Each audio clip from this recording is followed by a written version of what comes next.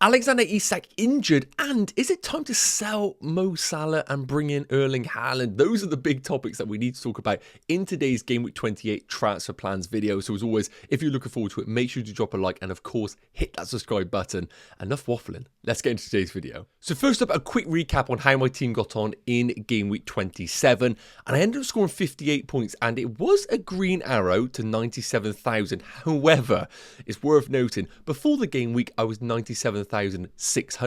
I'm now 97,200. So we will take those green arrows as small as they may be. But 58 points, and a reminder, the transfer that I made was selling the injured and died to bring in Cunha, who did flop with a 2-pointer, but I'm really glad to have him in place for the next few weeks, in particular blank game week 29. So just quickly running through some of the flops and some of the big performers. Pickford in goal with a 2-pointer. Never really was going to be a win-win for me with having Brentford attackers. Munoz with the assist in the 4-pointer, Trent with the 6-pointer, and Gabriel with the 7-pointer. Those keen-eyed FPL managers would have noticed that they both were on for actually much bigger hauls. I believe Trent was on for an 8-pointer, Gabriel for a 9-pointer. But as the days progressed, FPL took those bonus points away from them. Not ideal. In terms of the midfielders, Kluivert with the 10-pointer, that's the big winner this week, as I was debating between either Semenyo or Kluivert. To be fair, in hindsight, didn't really matter, of course, with the injury to Alexander Isak. And Bremer with the 5-pointer, Palmer and Salah, of course, with the big debate for captaincy. End of the day, even though it did look really bad after Palmer actually didn't deliver, it wasn't too bad. 6-point swing if the captaincy was put on Mo Salah. It is what it is. It could have been a lot worse. But also for those managers that did captain Cole Palmer, I don't think it was a bad move at all.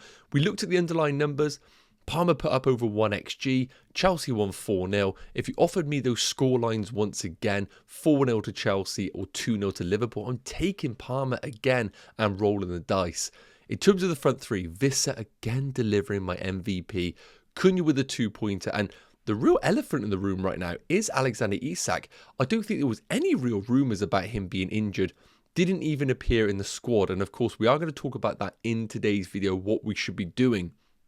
But it is cause for concern with a player who blanks in game week 29, and of course is a big amount of our budget in the team. But all in all, happy with the game week, considering one of my best players was obviously injured in Isak. 58 points. Let me know in the comment section, how did you get on? Let's go into my game week 28 current team, and of course let's cover off some of these hot topics. So take a look at my current game week 28 team. We got one free transfer, 0.3 million in the bank, and I want to talk about my chip strategy in a minute because that is going to influence the decisions that I want to make in my team. So first up, in terms of the actual players, I think this team actually looks absolutely fine this game week. Pickford away against Wolves is what it is. I'm not forcing a goalkeeper transfer in my team. A back three of Munoz at home against Ipswich looks great. Trent at home against Southampton with Connor Bradley still injured. Trent getting 75 minutes is kind of ideal. I don't mind that at all. And Gabriel away against his Man United team, you can't really complain about that. In terms of the midfield four, Kluivert away against Spurs. Now, the big thing about Bournemouth that we need to acknowledge is that this fixture, while Spurs are looking slightly better over the last few weeks, they do have Europa League first leg and second leg sandwiched either side of this game. So if you have your Bournemouth midfielders, I would not be scared at all of this Spurs game. Right now, Spurs are just kind of floundering in the league right now. I think the Europa League is going to be a priority for Ange, and I wouldn't be surprised if we were to see a rotated team in this fixture in order for them to basically perform the best they can in the Europa League. So do not be worried about your Bournemouth midfielders. I think they are going to be very good this week. Mbeumo at home against Villa, always a good fixture. And then we have a big deliberation once again. Palmer at home against Leicester and Salah at home against Southampton. Now, of course, anybody that went for Palmer in game week 27 probably has those battle scars already, and they are not even going to consider Cole Palmer, and I think rightly so. Southampton have been atrocious every single game, and we have the best FPL option ever in the game. I don't think we need to overthink it. Maybe if you're chasing rank, Palmer might be the play, but Mo Salah is just inevitable, and this fixture feels like an impossible one to ignore. But of course, closer to the deadline, we will talk a bit more in detail. In terms of the front three, Vissa, Isak and Cunha. Vissa and Cunha, perfectly fine. It's of course the Isak issue, so let's address that right now. So we know that he missed the game due to a groin injury. That is clear. However, we know Eddie Howe is very, very loose with the way that he lies sometimes. Now, for me, I think it was one of those sort of situations where they have such an incredible opportunity in front of them. They got the 5th round FA Cup against Brighton, and I'll put the fixtures up here on the Sunday. And then, of course, they've got the FA Cup, the EFL Cup final on the 16th of March, which isn't too far away. I think with Isak, with his history of injuries and niggles, any time that he does have that flag, I think it was inevitable he was going to come out of this Newcastle team, because even though they want to get into that top 4, I think cup glory is even more important, especially for a talisman like Alexander Isak. So as of right now, do not be making any moves. However, I think it's worth noting, if he doesn't actually play the FA Cup game and we have concerns about him for the West Ham game, I don't think they're going to risk him because the game's on Monday night. The cup final is only 6 days later. So if he doesn't play in the West Ham game and he blanks in game week 29, I do think there is an argument to sell him. But as of right now, for my personal team, with having Semenyo as first sub, who, as I mentioned, against a Spurs team who are going to be probably rotated, I probably don't mind taking the risk on Isak and just putting him in my starting 11. And if he doesn't feature, I've got Semenyo coming in as a first sub. I think the thing that we need to acknowledge, and we're going to cover this in a minute, is that if I'm selling Alexander Isak, I want to go to a player who blanks or doesn't blank in game week 29, like an Erling Haaland, but it doesn't feel like the right time to do it this week. So I likely, regardless, will take the punt on Isak, hope that he plays away against West Ham. And if he doesn't, I got Semenyo coming in at least away against Spurs. So we'll cover that a bit more off when we get closer to the deadline. Remember, the deadline isn't for more than a week away, so we have a lot to assess between now and then. But I want to talk about selling Mo Salah, because I think that is a topic that a lot of managers are starting to warm to. So should we be considering selling Mo Salah and buying Erling Haaland? It sounds absolutely ridiculous me saying this on this video, but it's worth noting that managers are planning on doing this, and I don't have an opinion right now, but maybe after this section I might have one, and I want to go through the pros and cons of doing this and why managers are even considering it right now. First thing I need to say, of course, is they play different positions. So if you sell Mo Salah, it's not like you're going straight to Erling Haaland, so you are doing it as a cash cow move, and then you're going to have to sell a forward in your team, and that might not be for you. But those managers that, as we discussed, maybe are leaning towards selling Isak, this combination move might actually be on the cards. And secondly, do not even consider doing it in game week 28. This is a game week 29 move for FPL managers. So let's take a look at Mo Salah first and foremost. So the ticks there are reasons why you should sell him. So game week 29 is a blank game week. So if you are not free hitting in that week, you're going to have Mo Salah sat in your team, 13.8 million on the bench. Not an ideal position to be in. But of course, if you can ride through that game week with him in your team and still put out 11, then it's happy days. But then, of course, in game week 30, they are at home against Everton, Fulham, West Ham, Leicester. So the fixtures are actually okay if we take away the blank game week 29. But what we do need to understand is that game week 33 is going to be a double game week for those teams that progress in the FA Cup. Liverpool are not going to be one of those. So no projected double game week for Liverpool, whereas Man City are likely to do so. And we'll cover that in a minute. The other thing we need to note is that the Champions League is really going to have an issue on Liverpool's fixture schedule. So just a quick reminder, 5th of March, we have got the PSG game for Liverpool, which of course is next week. Then we've got the Southampton game, which is game week 28. Then on the 11th of March, they have got the second leg against PSG at home. And then they have got the EFL Cup final 5 days later. And then, of course, we have got the international break. So they will be doing off their own thing. So I'm not really concerned about the Southampton game. Nobody's going to do anything before that. But it's after it. So we have then got Everton on the 2nd of April. If they were to progress to the Champions League next leg, which I think we all anticipate they will play Fulham, then they will have a Champions League first leg, West Ham, Champions League second leg, then Leicester. And when I look at those fixtures coming up, the one that I'm looking at in game week 33 away against Leicester is the one that I really would want Mo Salah in particular, probably the West Ham as well. But if we got Champions League sandwiched either side of these fixtures, it's not an ideal position to be in at all. Now, I'm not sitting there saying Mo Salah could get rotated, but minutes definitely could get slightly rotated. And also, the team itself is likely going to be fatigued over that period. So I just want to put that in the back of your minds. The one thing, of course, noting is that this is the best FPL season we've ever seen. So selling someone like Mo Salah is very, very difficult. So what is the appeal of Erling Haaland? Well, firstly, he plays in game week 29 and he's a captaincy option over the next two in 29 and 30 at home against Leicester. I would argue that's better than Mo Salah's.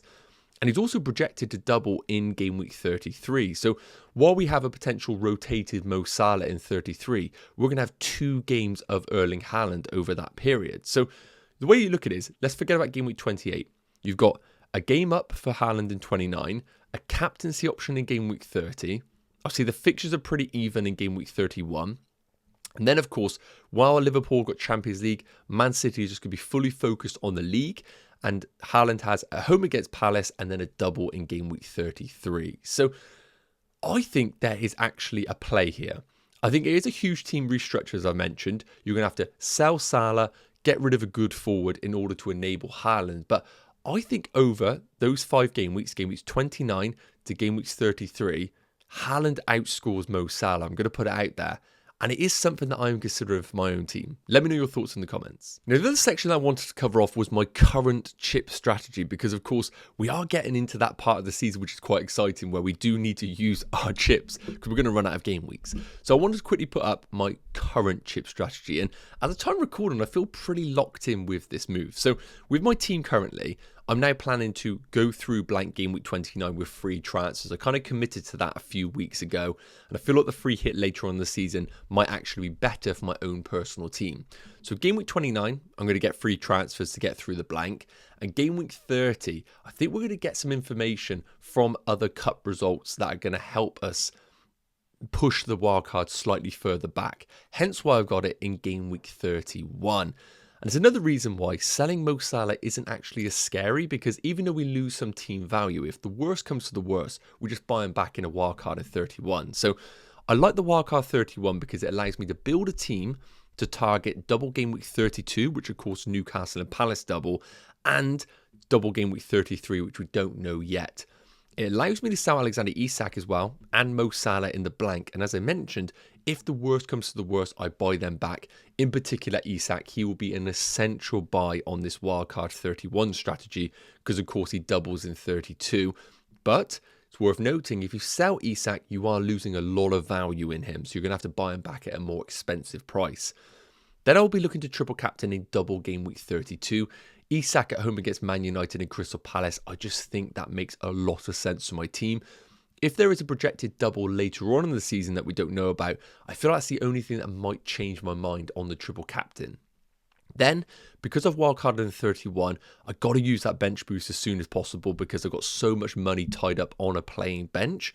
So then I'll look to play it in double game week 33, which is projected to be the biggest double game week left of the season. Team will be strong from the wildcard, and then after this game week, I'm allowing myself to then pivot away from those more expensive players dotted about in the team that are unnecessary.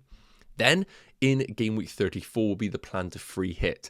The reason being is, those teams that double in game week 33 effectively double because they blank in game week 34. So while we're piling in, getting all these Man City players and all, if they then blank in game week 34, that's going to cause you a real headache. Hence why I'm holding my free hit until then. Now, I've asterisked some of the bits here because they're not official double and blank game weeks. So I wanted to make sure it's clear that even though this chip strategy right now is locked in based on these projections, it doesn't mean I'm actually committed. I need to know that they're actual doubles and blanks. But I thought it'd be important for me to just outlay my chip strategy here because I know a lot of people are asking. I don't have my assistant manager. I've already used it, hence why it is not in this section. Okay, so coming into the game week 28 transfer plans, and I really want to go through how I'm going to navigate game week 29 and of course that possible selling of Mo Salah or somebody else. We're going to talk about that. So I spoke about game week 28 team. The plan is to roll the transfer. I really don't want to get too fancy with it. And even if Alexander Isak is a doubt, as I mentioned, me trying to prepare myself for blank game week 29, ideally I want Erling Haaland. And in order to get him, it has to be part of a transfer combination like selling a Mo Salah or a Cole Palmer. So in order to do so, for this game week just makes no sense with Salah at home against Southampton, Palmer at home against Leicester. So, and Haaland away against Forest, it's worth noting. So whatever happens in this game week, the plan is to roll. I am more than happy with Semenyo coming in away against Spurs, a team, like I mentioned, that are sandwiched between a Europa League first and second leg. So whatever happens, the plan is to roll the transfer in game week 28, even if Isak is ruled out. So this is how my team is currently looking for blank game week 29. And as you can see, I think I'm covered off okay. I have good Bournemouth coverage. I've got some Brentford attackers. I've got Arsenal defensive coverage, double Everton defence, which I think is good, and Cunha. Who am I missing? Well, I don't think the midfielders are fantastic in game week 29. Yes, Bruno Fernandes, and we'll come down to the fixtures as a quick reminder for people. So when I look at these fixtures, yes, I could have Bruno. Would he be a luxury move? He would. But who is really going to hurt me? Chris Wood away against Ipswich and a Man City attacker. Those are the two that I think are really important for this game week. If you can get one of the two, happy days. If you can get both, you're in a great spot. Obviously, I leant towards Cunha the previous week with my transfer. So game week 29 is going to be super, super interesting. So in order for me to get to Erling Haaland, to be honest with you, it's going to have to be at the expense of Alexander Isak. And we spoke about it with the upcoming fixtures. I don't think it is a terrible thing to get rid of him. So if I was to get rid of Isak and bring in Erling Haaland as part of a transfer, the team would look like this. Home against Brighton, and remember, the important thing is that he'd be in place for the Leicester at home game in game week 30, which I think is a really important fixture to have him in. So I think the team looks good then. Problem, 5.2 million needs to be found in this team, which is going to be very difficult. Now, if I sell Cole Palmer as an example, that's fine, because of course what it does then is it allows me to get rid of somebody who might be completely out of form, playing for a Chelsea team that are pretty ragbag. The issue is, of course, he has a game in game week 29, and then he plays Spurs at home in 30, Brentford away in 31, but it's worth noting I'm playing a wild card in game week 31, so I need to acknowledge that I'm only looking at these two fixtures here, and I think they're quite difficult, I'm going to be honest with you. So I could get rid of Cole Palmer, and that would allow me to have 5.8 million in the bank. So what I could do here is bring in someone like I don't even know at the time of recording, but I could go really cheap and bring in someone like Ethan Nwaneri if I just wanted to get someone for that game week in isolation. As an example, what I'm trying to say is you can keep Mo Salah and sell Palmer, but you are obviously going down really cheap to someone like a Nwaneri. But for a 2-game week punt, I don't think it is the end of the world. And what it allows me to do then is keep this team, not take any -4s, and then coming into game week 30, the team looks really good. If I bring in the players once again, and again, I get to keep Mo Salah, which is really important. And what I do like about Ethan Nwaneri is that he allows me to bench him without feeling any sort of guilt. Whereas if I spent more money, I would then have to bench somebody in this team. To be honest, benching one of the Brentford duo isn't a bad thing away against Newcastle, but I do think they have the tools available to really hurt that Newcastle team. So then the team looks like this for game week 30, and I have Erling Haaland already in place. I don't have Cole Palmer, but who would I rather have? Mo Salah or Cole Palmer? Mo Salah every day of the week. So I think this team looks pretty good for game week 29 and game week 30. And then, of course, game week 31, I'll be looking to wildcard. Let me just quickly show you what it allows me to do if I were to sell someone like a Mo Salah. So let's put Cole Palmer back in the team. If I was to sell Mo Salah, the real benefit of doing so is that I then get 7.9 million in the bank that allows me to go elsewhere. So with that cash, I need to understand who has a fantastic game week 30 and game week 31. Sorry, game week 29 and game week 30. So who really has standout? Well, I've already got double Bournemouth, and I don't even need the cash to be able to get Utara in this side. Everton, no. Fulham, no. Ipswich, no. Leicester, no. Man City, yes. And if someone like a Savinho put his hand up, then he would be a fantastic option. Fernandes, maybe. Ipswich is interesting because I don't have any Ipswich coverage. A player that I have considered possibly getting in is someone like a Gibbs-White or an Elanga. Now, Gibbs-White would easily come in for Salah. And then the problem with that and selling someone like Mo Salah is that I then have a benching dilemma. Who do I bench out of the players that I've selected here? Maybe a Visser, but that doesn't feel fantastic really going into this game week. So I think the first plan of, even though I think Mo Salah selling does make a lot of sense for managers, I feel more content selling Cole Palmer, allowing myself to go down to someone like an Ethan Nwaneri. And one player that I didn't discuss, and I should have done so, was actually getting rid of Cole Palmer and possibly, if the funds allow me, let's say in a price rise, bring in someone like a Elanga. That actually feels like the perfect player for game week 29. A little bit of coverage in that Ipswich game. He'll cover me off in game week 30 if I need him for that game at home against Man United. And I could even bench Vissa, for example. I think Elanga actually resolves a lot of issues. I just need prices to go my way in order to afford him. So that's the current plan. Let me know your thoughts in the comments. A lot of time to the game week 28 deadline, so don't be making any moves right now. Yes, guys, okay, that's going to wrap up today's video. Taking a look at my early game week 28 transfer plans and, of course, covering off those important hot topics. If you did enjoy it, please do consider dropping a like and, of course, hitting that subscribe button. If you have any questions, please do pop them in the comment section. I'll be sure to get to them. We have a long time until that deadline, so I got no excuse to answer them. Have an amazing day. Take care. I'll see you real soon. Cheers.